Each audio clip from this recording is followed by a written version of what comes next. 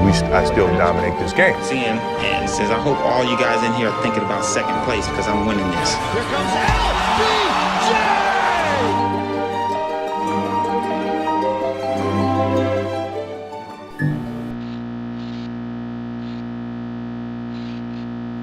Damian Lillard has quickly and forcefully become the league's best offensive player, boasting better shooting numbers than Harden, showing a far more diverse scoring repertoire than the league's presumptive MVP,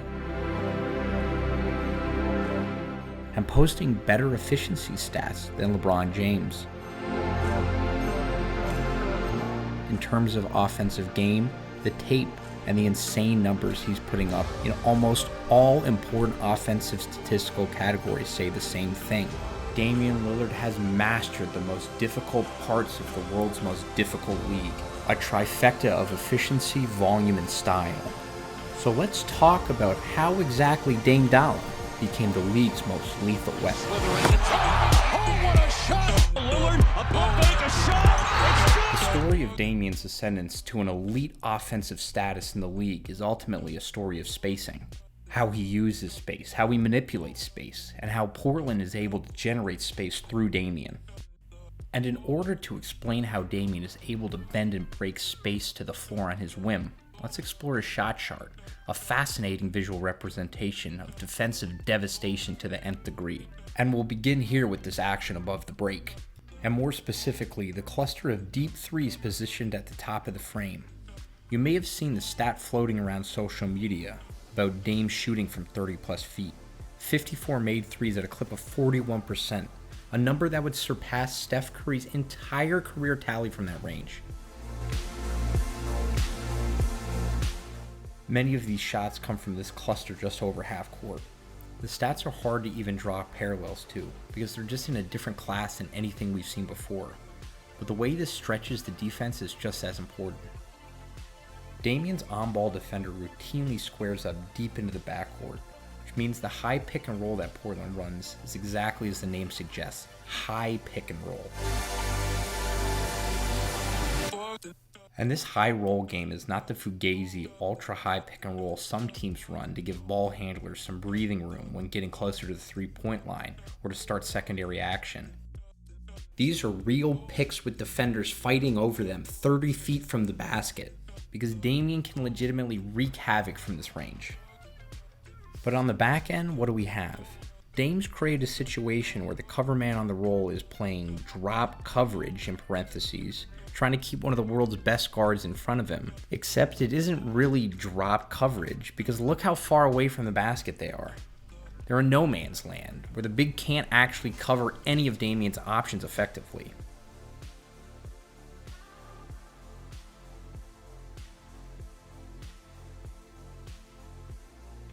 After repeated torchings of the big, help defenders hedge further and earlier out of necessity, and Dame creates one-on-two lob opportunities, essentially a free shot at the rim, despite routinely having two centers on the floor. This concept of the high pick and roll is nothing earth-shattering, but when you're able to extend this deep into the backcourt, Damian is just too good to not create these gimme looks. Now let's move on to another unique set Portland runs for Damian. It's a stacked pick and roll featuring two bigs as the screeners. Same concept as the pick and roll, with another body added in there for good measure. Remember that key word I brought up before? Space? What better way to create space inside while still maintaining a size advantage than to drag out two centers?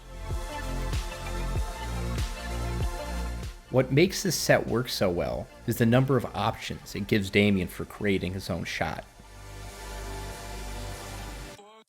He can snub the whole action and attack going the opposite way. He can split either pick and go downhill. He can ride the picks to the end and attack going with the grain. And as an added bonus, he can pull up from any point along the way.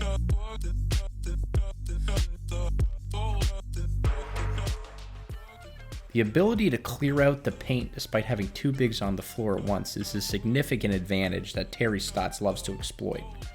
But it also got me thinking why more teams don't run this when they want to play big. My conclusion?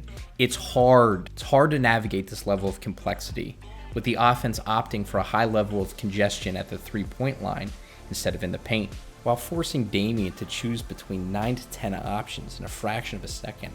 Damian is a machine at handling these high complexity situations, and this has been one of the most effective ways that he's generated offense for himself this year.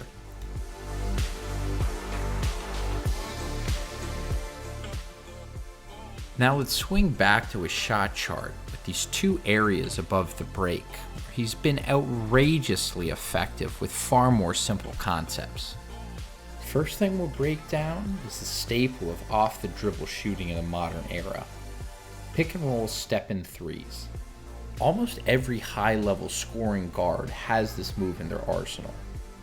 Kyrie Irving and Steph Curry come to mind as guards with nasty versions of this curling three, but Damian's is a cut above the rest.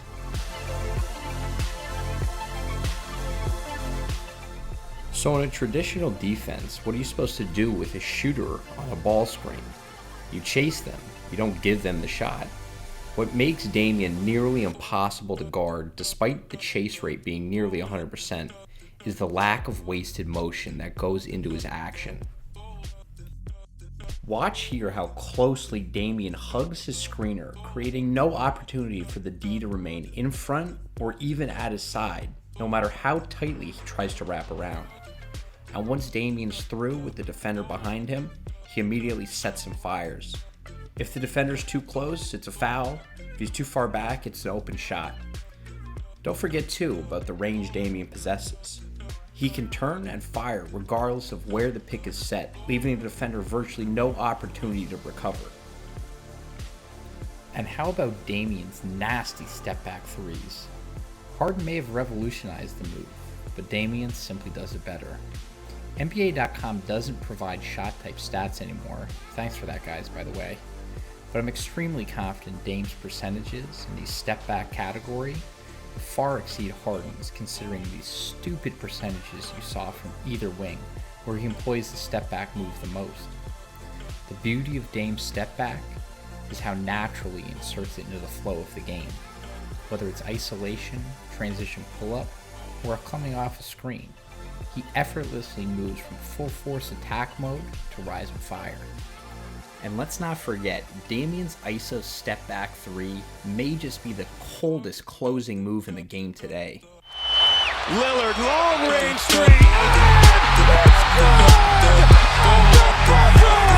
Damian Lillard! Are you kidding me? Now to our final area of focus, shots around the rim. We can begin with a natural segue from the side pick and roll conversation we had previously. Portland will do a full clear out and leave the big alone with Damian for side pick and roll. As previously mentioned, his defender more often than not cannot adequately cover him coming around the screen, so the big is forced to switch up. Now, there is a situation where a center is covering Dame, and just look at the space. This is a free 2 points. This is one of, if not the single most effective and prevalent method of operation for Dame against teams that opt to switch on the side pick and roll. Now, let's talk more generally about Damian when he's trying to score at the rim. In my opinion, there's two categories of high shot volume point guards. The horizontal creators, Steph Curry, Kyrie Irving, who create going downhill by rocking defenders out of position with several moves. Then, there's the vertical creators, John Wall, Russell Westbrook, John Morant, who employ straight line speed or single crossovers to begin their descent. Contrary to what some believe, given the fact that horizontal scorers are often more efficient and produce on average higher scoring outputs, Damian firmly falls into the vertical classification. This is because Damian is as explosive as any player in the NBA. He may not have the first step burst of a Ja or a Russ. He may not be able to go from the backcourt to the hoop in 4 steps like Giannis or LeBron. But from a dead stop at the 3-point line to the hoop, there is not a single faster player out there.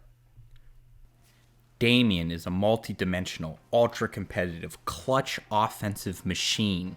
Game to game, no one in the league has the ability to erupt with as much scoring ferocity as this diminutive guard from Weber State. For these reasons, it's clear to me there is no better offensive player in the NBA today. And as always, thank you for watching. Dancing free, a three, good!